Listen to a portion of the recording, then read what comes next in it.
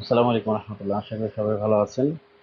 কর্মব্যস্ত জীবনটাই হচ্ছে সুন্দর, আর অলস মস্তিষ্ক হচ্ছে শয়তানের আখড়া।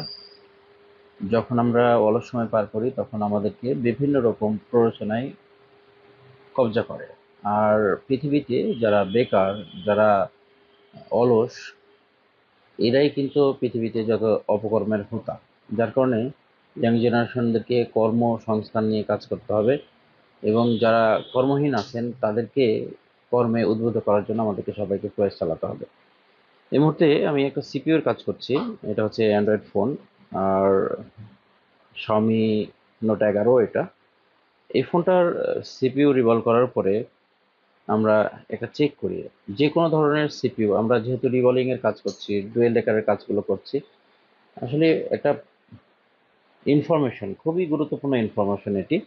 সেটা হচ্ছে যে আমরা সিপিইউ যখন কাজ করছি ডুয়েল ডেকার কাজ করার সময় আমরা অনেক সময় কনফিউজ হই যে আমরা সিপিইউ রিভলিং করছি, র্যাম লাগাচ্ছি, রিভলিং করে কমপ্লিট করার পরে দেখা গেছে আমাদের ফোনটা আর সমাধান হচ্ছে না বা ফোনটা অন হচ্ছে না। তো সেক্ষেত্রে আমরা কনফিউজ হই যে আসলে আমার র্যাম নষ্ট নাকি সিপিইউ নষ্ট। সে বিষয় নিয়ে আমি আহ, আলাদাভাবে ভিডিও না বানালেও আমি কমপ্লিটলি যখন ভিডিও বানিয়েছি সেই সময় কিন্তু আমি বেশ কিছু ভিডিওতে এই বিষয়টা ডাইরেকশন দিয়েছি, কিন্তু আজকে একটা সেপারেটভাবে এই বিষয়টি বলার জন্য উদ্যোগ গ্রহণ করলাম। কারণ হচ্ছে যে প্রায় সময় আমার কাছে এরকম মেসেজ আসে যে স্যার, সিপিইউটা রিভলভ করেছি, লাগিয়েছি, কিন্তু ফোনটা অন হচ্ছে না। তাহলে সমস্যাটা কোথায় আমি বুঝতে পারছি না, এখন কি করতে পারি। তো আমরা যে পরামর্শগুলো দিই, আপনার র্যাম ঠিক আছে কিনা, আপনার সিপিইউ ঠিক আছে কিনা, জিজ্ঞেস যখন করি তখন পরামর্শ এগনেস্টে তখন আর উত্তরটা আমরা পাই না। তাহলে আমরা সিপিইউ ঠিক আছে কিনা এটা কিভাবে বুঝবো, বা আসলে র্যামটা আদৌ নষ্ট হয়েছে কিনা সেটা কিভাবে বুঝবো। আমরা আবার আরেকটা পরামর্শ দিই, যদি আপনার এই দুইটা ঠিক থেকে থাকে তাহলে আপনি আবারও রিবোলিং করুন। রিবোলিং করুন এই কারণে যে সেখানে হয়তো কোনো বল ড্রাই হয়ে আছে, কানেকশন আসছে না, এরকম হতে পারে। তো বেসিক যে ফরম্যাটটা সেটা হচ্ছে যে আমরা সিপিইউ তুলেছি, র্যামও তুলেছি, এখন দুইটা আমরা লাগিয়েছি। দুইটা লাগানোর মাঝে একটা ব্রেক নেন এবং আপনারা চেক করেন। যেমন আমার কাছে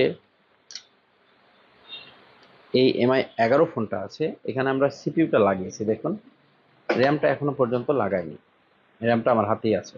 এই যে এখন এই কাজটা আমরা সাকসেস হব কিনা সেটা পরের বিষয়। কোয়ালকম স্ন্যাপড্রাগনের ফোনগুলো আপনার ম্যাক্সিমাম ক্ষেত্রে আপনার সাকসেস আছে। এক্সিনোসের ক্ষেত্রে সাকসেসের হার কিছুটা 19-20 হয়ে যায়। আমরা র্যাম লাগানোর আগে সিপিইউ কমপ্লিটলি লাগিয়ে তারপরে একটা চেক দিব। এই চেকটা আপনার উইথ ব্যাটারি, ব্যাটারি সহ একটা চেক দিব। এবং এই চেকটা কিভাবে দিবেন সে বিষয়টি আমি বলি। আমার সেকেন্ড পিসিবি আছে, সেকেন্ড পিসিবির কানেকশনটা করব যেন ইউএসবি কানেকশন পাই। আর ব্যাটারি, এই সেটের ব্যাটারিটা দুইটা কানেকশন আছে, ব্যাটারিটা কানেকশন করব। দেন আমরা একটা ইউএসবি কেবল কানেক্ট করব। আমরা যখন ফ্ল্যাশিং এর কাজ করি আমরা জানি যে মিডিয়াটেকের ফোন হলে মিডিয়াটেকের পোর্ট পাই, কোয়ালকমের সেট হলে আমাদের কোয়ালকমের ফোনগুলো আমাদের ইডিএল মোডে ফ্ল্যাশিং হয়, সেক্ষেত্রে আমাদের ইডিএল পোর্ট পাবে 9008। এক্সিনস হলে আপনার এক্সিনস পোর্ট পাবে। তো অ্যাকচুয়াল বিষয় হচ্ছে পোর্টটা আসেই হচ্ছে আপনার সিপিইউ থেকে, র্যাম থেকে না। আপনারা কোনো একটা ফোন যদি আপনারা ইএমএমসি, ইউএফএস এগুলো তুলে ফেলেন, একেবারে ফোন মাদারবোর্ড থেকে এটাকে আউটই করে দেন, তারপরে আপনারা ইউএসবি কেবল দিলে দেখবেন যে আপনাদের সিপিইউ আপনাদের কম্পিউটারে ডিটেক্ট করছে। এটার কারণ কি? কারণ হচ্ছে যে ডিটেক্ট করছে মানে হচ্ছে সিপিইউ থেকে যে আমাদের ইউএসবি অ্যাক্টিভিটি সেটা কিন্তু আছে। এই যে আমরা এখন এটা কানেকশন করছি,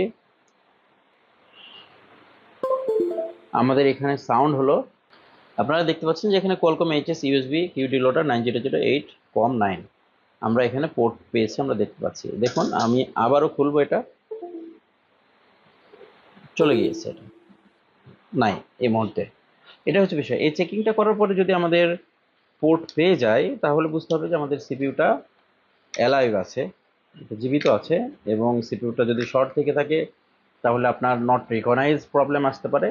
আবার অনেক সময় দেখা যাচ্ছে ডিটেক্টই করছে না। যদি আমাদের সিপিইউ ডিটেক্ট না করে তাহলে আমরা বুঝে নেব যে আমাদের সিপিইউ নষ্ট হয়েছে। আর এখন যে আমাদের সিপিইউটা ডিটেক্ট করেছে, এরপরে আমরা র্যাম লাগানোর পরে যদি ফোনটা আর ডিটেক্ট না করে, অন না হয়, তাহলে আমরা একেবারে 100% শিওর হব যে আমাদের র্যামটাই নষ্ট হয়েছে। এই হচ্ছে বিষয়, একটা বেসিক পার্থক্য।